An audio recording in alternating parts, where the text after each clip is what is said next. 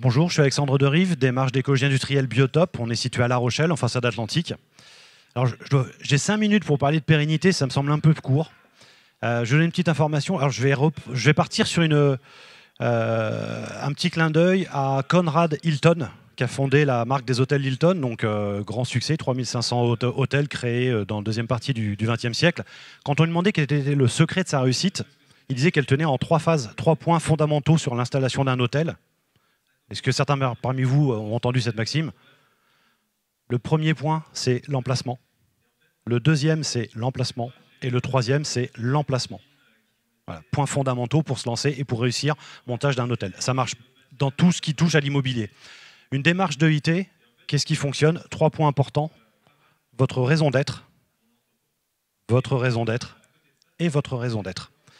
Je parle de ça parce qu'aujourd'hui, on est dans un monde qui est pétri de multiples injonctions. Il y a plusieurs motivations pour aller vers l'EIT. On a à un moment donné de certaines fonctions régaliennes. On a l'agence de l'ADEME qui est là pour nous pousser, nous porter. Il y a aussi des volontés parfois politiques avec des EPCI qui portent les projets ou les régions. Ça peut être une commande publique, ça peut être du clientélisme électoral. Mais il y a un point essentiel qu'il faut garder à l'esprit, c'est celui qu'on a eu nous sur La Rochelle.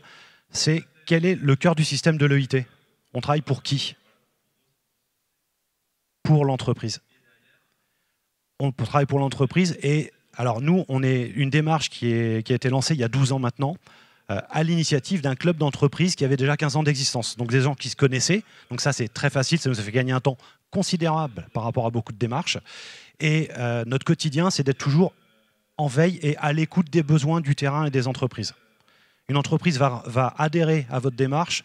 Aujourd'hui, grosso modo, je vais schématiser pour 3 grandes raisons. Mise en conformité réglementaire. Non, pas mise en conformité. Je ne vais pas vous le faire 3 fois. Performance environnementale et gain économique. Voilà.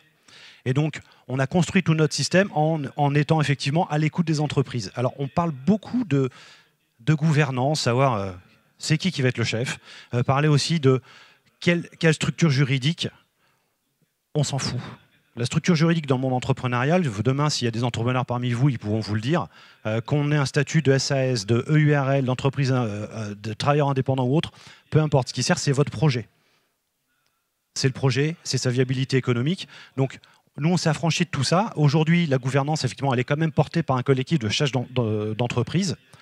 Nous, charge à nous de faire en sorte que l'entreprise, qui a quand même pour but principal de faire de l'argent.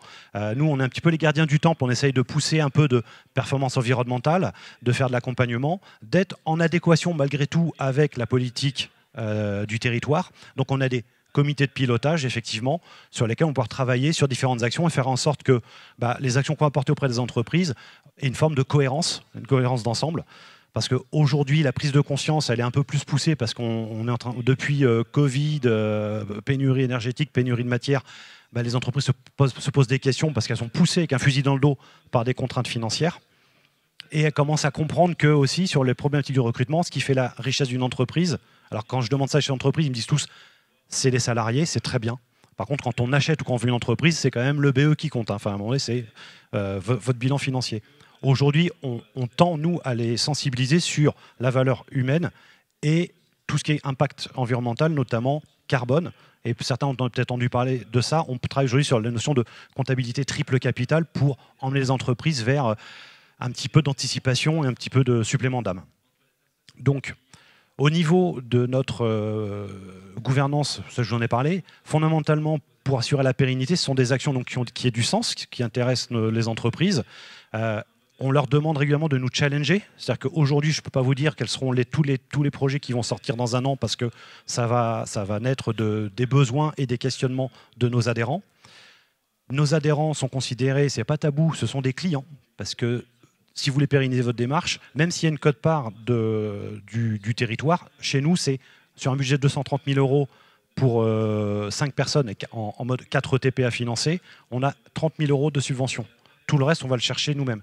Donc les adhésions, c'est 160 entreprises qui alignent un budget à peu près avoisinant les 150 000 € de cotisation. Donc pour être sûr qu'ils mettent de l'argent pour être sûr qu'ils pérennisent et qu'ils renouvellent, vous avez intérêt effectivement à répondre systématiquement à leurs demandes. Donc notre modèle à 2/3 est basé là-dessus, et après on va le compléter avec du partenariat ou sponsoring pour à peu près 15%, et puis le reste c'est de la prestation complémentaire, du service à la carte, puisque bon, ça a été évoqué dans d'autres pitchs et dans beaucoup de tours de table. L'idée c'est quand même de rendre un service. Et ce que disent les Anglais, et si je les couronne, c'est aussi parce que je suis d'origine britannique, on dit « you pay peanuts, you get monkeys ». Et là, c'est à Maxime, je vais leur demander si votre service n'a pas de valeur financière, pour les gens, il ne faut rien. Voilà. Donc, l'idée, c'est assumer que les choses ont un coût, voilà, défendez vos idées, trouvez votre raison d'être et soyez convaincants. Merci.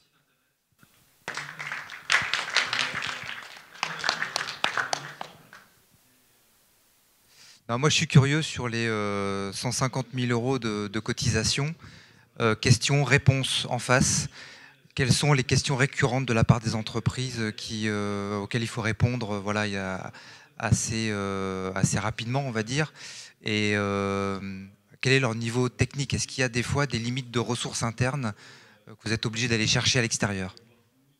On a un tissu ultra hétérogène tant sur les secteurs d'activité que les nombres de salariés dans l'entreprise. Donc ça va dépendre vraiment de la catégorie, ça va dépendre s'il y a un QHSE, le discours va être plus sur une recherche de mise en conformité. Si c'est de la TPE, souvent ils sont démunis. Et donc effectivement, on commence toujours par un diagnostic qui est gratuit. Voilà. Et à la limite, clairement, aujourd'hui, les 30 000 € d'aide qu'on a par notre territoire, La Rochelle, on a un projet qui s'appelle La Rochelle Zéro Carbone, ça permet de financer ça et certaines actions de sensibilisation. Donc l'idée, c'est toujours partir sur un diagnostic environnemental et identifier toutes les problématiques quotidiennes de l'entreprise. Donc j'ai pas de réponse. Enfin, c'est aussi large que le panel. Souvent, c'est ce que je disais tout à l'heure, pour ça que j'évoquais, ils vont venir parce que s'ils sont en conformité réglementaire, on sait que nous, on va écraser les prix parce qu'on joue sur la masse. Et puis après, c'est aussi performance environnementale. On essaie de privilégier du réemploi, la notion de synergie, de créer des nouveaux produits, des produits d'upcycling qui nous vont d'ailleurs, c'est super en marketing, mais ça ne traite pas la volumétrie.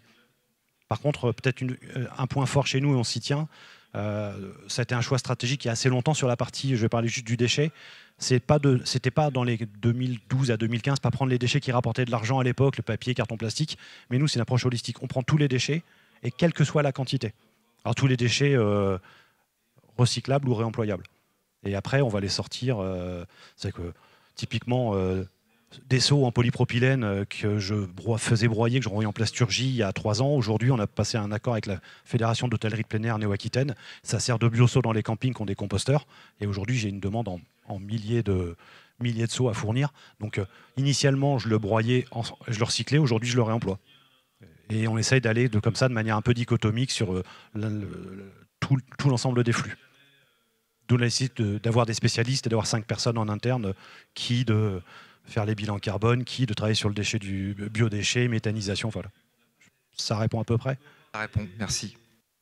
Ça fait un peu le lien par rapport en fait à la déchetterie professionnelle, si je peux appeler ça comme ça.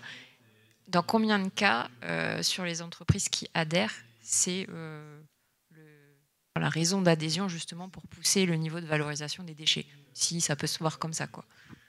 Je pense que c'est une forte majorité, plus de 50% des entreprises viennent sur une problématique déchets. On peut rappeler le nombre de filières aussi. De matières, on a 76 matières sur lesquelles on a des solutions. La dernière en date, parce que explosion de la mobilité, c'est récupération des pneus et chambres à air de vélo. Et les plus exotiques, assez récentes, les mégots et les masques chirurgicaux qui sont en polypropylène. Entre autres, voilà. Oui, merci beaucoup. Est-ce que tu peux dire que dans ton activité, vous avez contribué à faire émerger de nouvelles filières? Je le confirme. Lesquelles? Beaucoup, mais j'en illustrais une intéressante, celle notamment sur le polystyrène, où on a une entreprise qui faisait de l'ITE, isolation thermique par l'extérieur, qui avait beaucoup de polystyrène, donc beaucoup de rotation de bennes, ça lui coûtait une fortune. On a en son temps effectivement essayé de monter un dossier pour un financement d'ailleurs avec l'ADEME. Le temps, on va en parler du temps institutionnel, du temps entreprise. L'entrepreneur, au bout de 4 mois, qui était un bourru du BTP, me dit t'en es où? J'en ai ras-le-bol, j'ai 60 big bucks sur mon terrain. Je lui dis j'attends, c'est bien parti, on voudrait avoir une aide. Et tu me fais chier, ça coûte quoi la machine? Quand même 27 000. Donc nous, je ne fais pas sur mon budget, ça ne passait pas.